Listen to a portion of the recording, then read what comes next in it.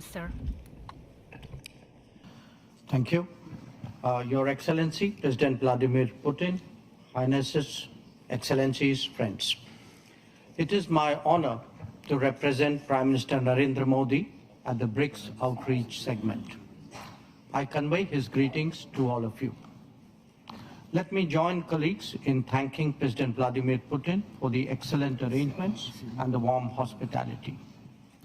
Excellencies, we face the paradox that even as forces of change have advanced, some long-standing issues have only become more complex. On the one hand, there is the steady diversification of production and consumption. Nations that attained independence from colonialism have accelerated their development and socio-economic progress. New capabilities emerged, facilitating the harnessing of more talent. This economic, political, and cultural rebalancing has now reached a point where we can contemplate real multipolarity. The BRICS itself is a statement of how profoundly the old order is changing. At the same time, many iniquities of the past also continue. In fact, they have assumed new forms and manifestations. We see that in the access to developmental resources and modern technology and efficiencies. Let us also recognize that the benefits of globalization have been very uneven.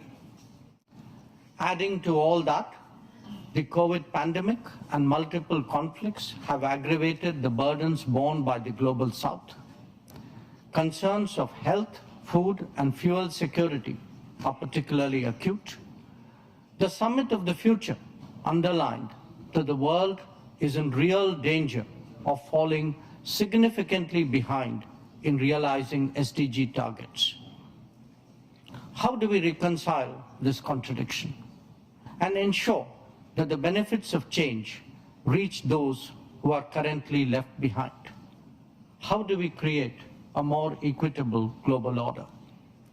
First, by strengthening and expanding platforms of an independent nature, and by widening the choices in different domains and minimizing undue reliance on those that can be leveraged.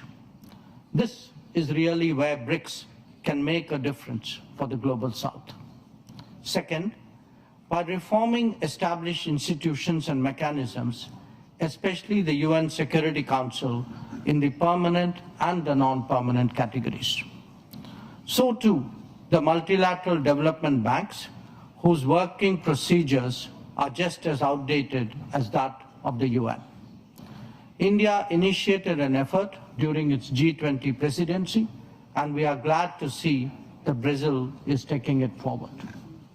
Third, by democratizing the global economy through creating more production hubs. The COVID experience is a sharp reminder of the need for more resilient, redundant, and shorter supply chains. For essential needs, every region legitimately aspires to create their own production capabilities.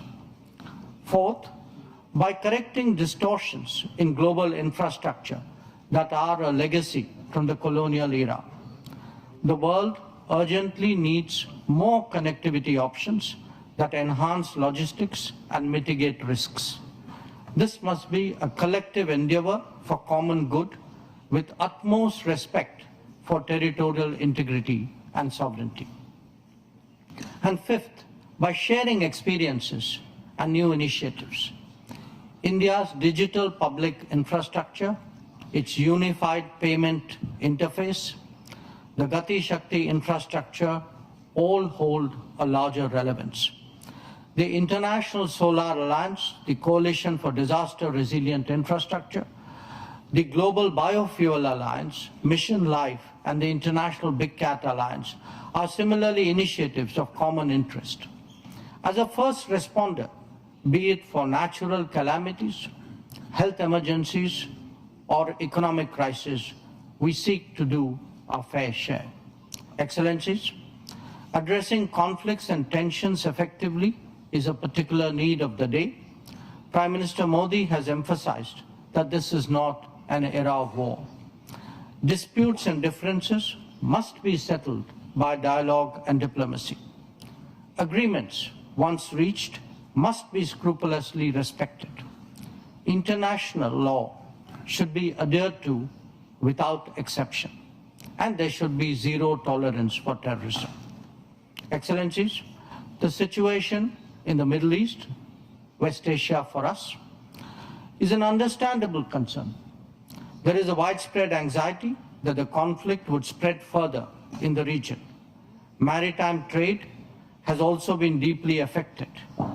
The human and material consequences of further escalation are truly serious.